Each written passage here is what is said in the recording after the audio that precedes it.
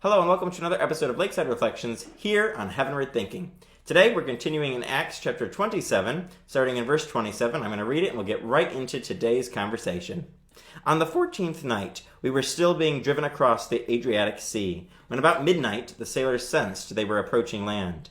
They took soundings and found that the water was 120 feet deep. A short time later, they took soundings again and found it was 90 feet deep.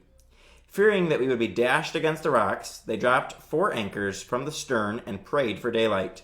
In an attempt to escape from the ship, the sailors let the lifeboat down into the sea, pretending they were going to lower some anchors from the bow. Then Paul said to the centurion and the soldiers, "Unless these men stay with the ship, you cannot be saved." So the soldiers cut the ropes that held the lifeboat and let it drift away.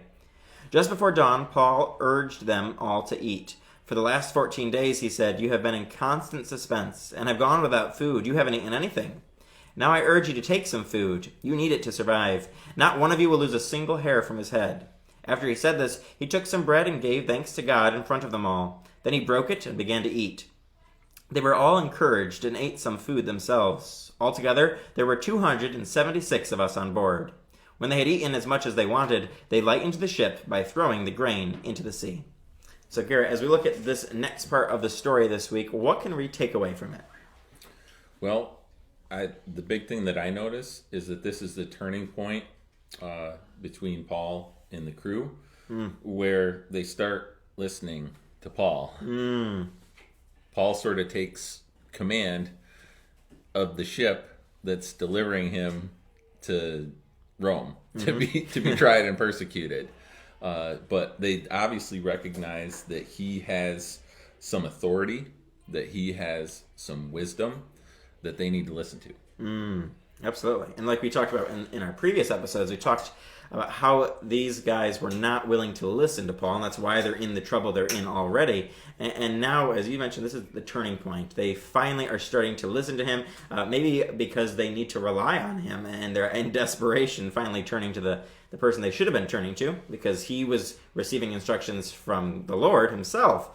So it is interesting to see that they make this dramatic shift to starting to listen to him, and he encourages them to eat, and he reminds them of God's promise to them that they were not going to have even a hair of their head perish, that they were all going to be saved as long as they all stayed on the boat.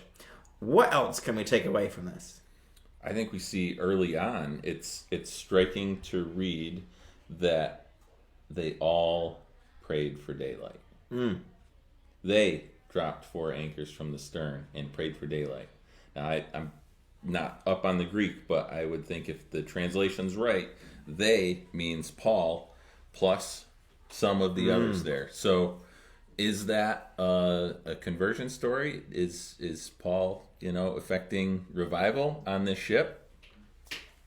Maybe. Could be. Yeah, we talked about, in the previous weeks, once again, we talked about how these guys weren't turning to God and how Paul was being a witness for the Lord in this place, and he was using the opportunity to share the Lord with them and his promise that he had revealed to Paul to these men. And so we see in this story a hint, at least, that would lead us to believe that these men, or at least some of them, were at least open to the Lord at this point, so that they were praying with him, because they seems to mean more than just Paul.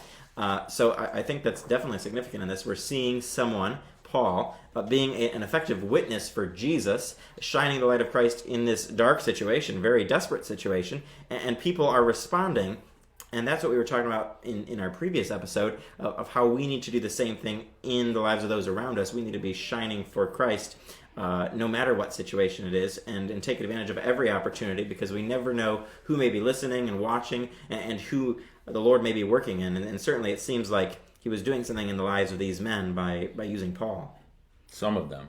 Yeah. Because we read on in the next verse, after they prayed, some of them tried to sneak off on the lifeboat. Yeah, not all of them. I think that's a good word of caution, right? So we can see there that if we take they to mean everyone on board prayed, and then the next verse that some of them were then trying to steal the lifeboats and leave them behind, some of them are probably faking the praying, Uh-huh. right? So I think we need to be alert of that too. And that's something that I've sort of been discussing, like I'm praying that all this cultural strife and nonsense we're seeing is pushing some people past the tipping point to where they wake up and they recognize that they need Christ. They need something solid to hold on to.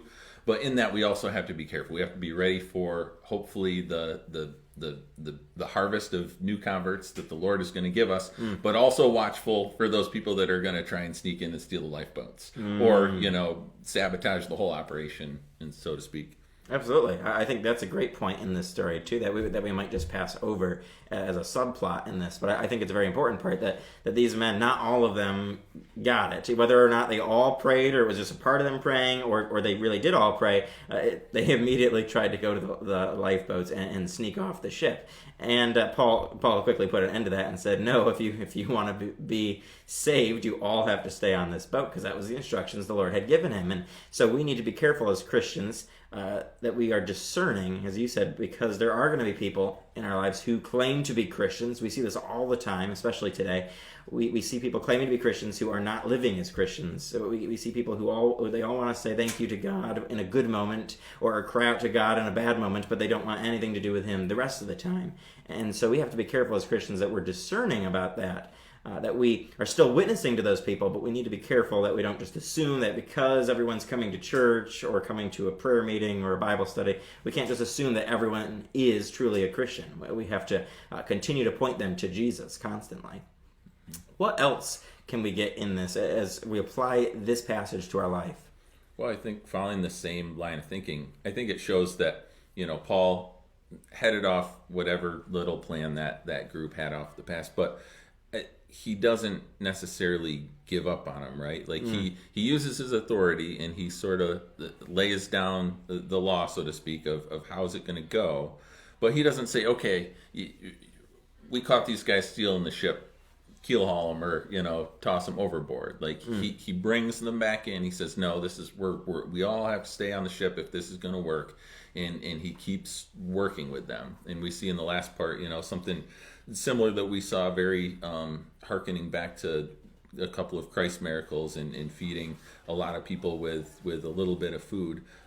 But he just keeps leading through prayer, and example, and through serving.